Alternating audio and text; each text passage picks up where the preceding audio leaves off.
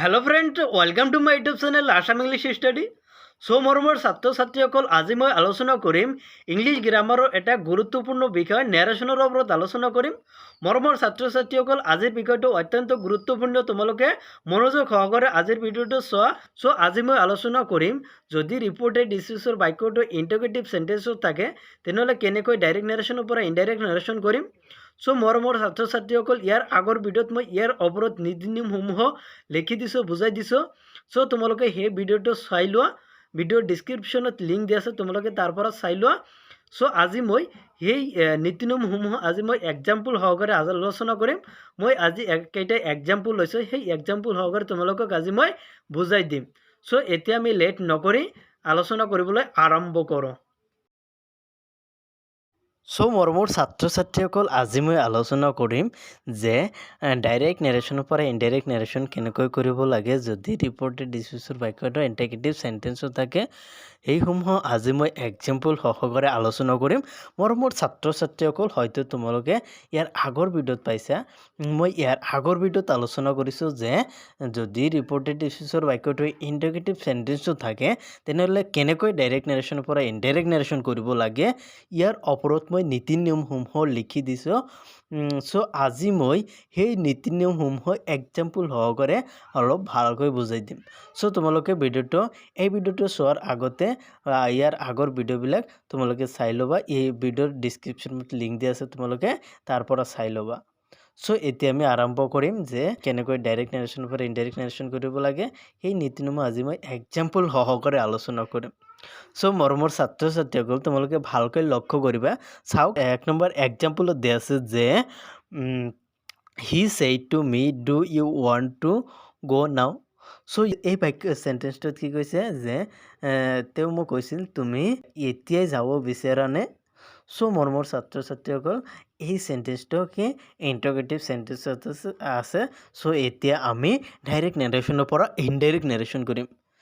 প্ৰথমতে কি দিব লাগিব, ছাবজেক্টটো দিব লাগিব হি, তাৰপিছত সেইটোৰ সলনি আস্ক দিব লাগিব কিয়নো ৰিপৰ্টেড ডিসিছৰ বাক্যটো ইন্টাৰগেটিভ সেন্টেন্সত আছে।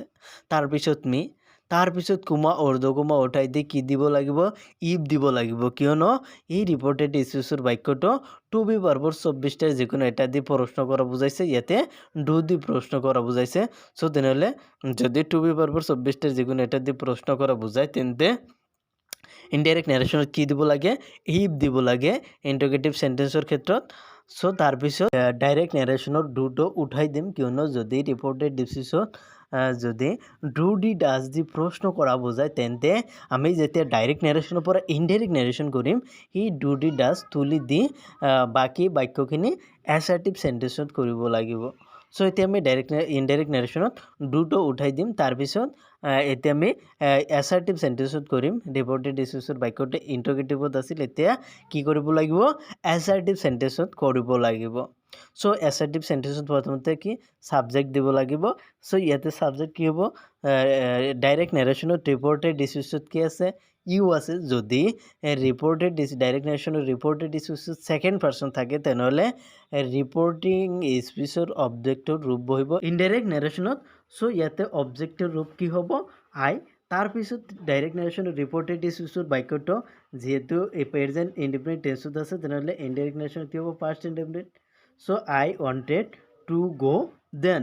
যেহেতু ডাইৰেক্ট নেৰেশ্যনত নাও আছে তেনেহ'লে ইনডাইৰেক্ট নেৰেশ্যনত কি হ'ব, দেন। এনেকৈ ডাইৰেক্ট নেৰেশ্যনৰ পৰা ইনডাইৰেক্ট নেৰেশ্যন কৰিব লাগে, তোমালোকে ভালকৈ লক্ষ্য কৰিবা। এতিয়া আমি 2 নম্বৰ নিয়মটো আলোচনা কৰোঁ। 2 নম্বৰ নিয়মটোত কি আছে যে Ram said to me is Rahim good at English. ইয়াতে কি কৈছে যে এই সেন্টেন্সটো কিন্তু ইন্টাৰগেটিভ সেন্টেন্সত আছে। এই সেন্টেন্সটো আমি এতিয়া ডাইৰেক্ট নেৰেশ্যনৰ পৰা ইনডাইৰেক্ট নেৰেশ্যন কৰিম। প্ৰথমতে ছাবজেক্টটো দিব লাগিব ৰাম, তাৰপিছত সেইটোৰ সলনি আস্ক দিব লাগিব, তাৰপিছত মি, তাৰপিছত কোমা অৰ্ধকমা উঠাই দি কি দিব লাগিব, ইফ দিব লাগিব কিয়নো এই ৰিপৰ্টেড ডিসিছৰ বাক্যখিনি ইজেৰে প্ৰশ্ন কৰা বুজাইছে। ইজ হ'ল টু বি ভাৰ্বৰ 24টাৰ যিকোনো এটা, তেনেহ'লে কি দিব লাগিব, ইফ বা হয়দাৰ দুটা এটা দিলেই হ'ল। আমি ইয়াতে ইফ ইউজ কৰিলোঁ।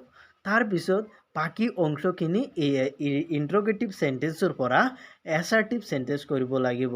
সো এতিয়া আমি অ্যাসাৰ্টিভ সেন্টেন্স কৰিম সো অ্যাসাৰ্টিভ সেন্টেন্সত প্ৰথমতে কি দিব লাগিব সাবজেক্ট দিব লাগিব সো ইয়াতে সাবজেক্ট কি আছে ৰহিম আমি ইয়াতে সাবজেক্ট বহাই দিলোঁ ৰহিম তাৰপিছত কি দিব লাগিব বিবাৰ ইয়াতে কি আছে ইজ আছে তেনেহ'লে ইনডাইৰেক্ট নেৰেশ্যনত গৈ কি হ'ব ৱাজ হ'ব কিয়নো ডাইৰেক্ট নেৰেশ্যনত ডিপ'জিটৰ বাক্যখিনি কি প্ৰেজেণ্ট কণ্টিনিউৱাছ টেন্স আছে তেনেহ'লে ইনডাইৰেক্ট নেৰেশ্যনত গৈ পাষ্ট কণ্টিনিউৱাছ টেন্স হ'ব চ' ইয়াতে কি হ'ব Rahim was good at English হৈ গ'ল চ' এনেকৈ ডাইৰেক্ট নেৰেশ্যনৰ পৰা ইনডাইৰেক্ট নেৰেশ্যন কৰিব লাগে তোমালোকে এই নিয়মবিলাক ভালকৈ ফ'ল' কৰিবা লক্ষ্য কৰিবা মুখস্থ কৰিবা তেতিয়া তোমালোকে কৰিবলৈ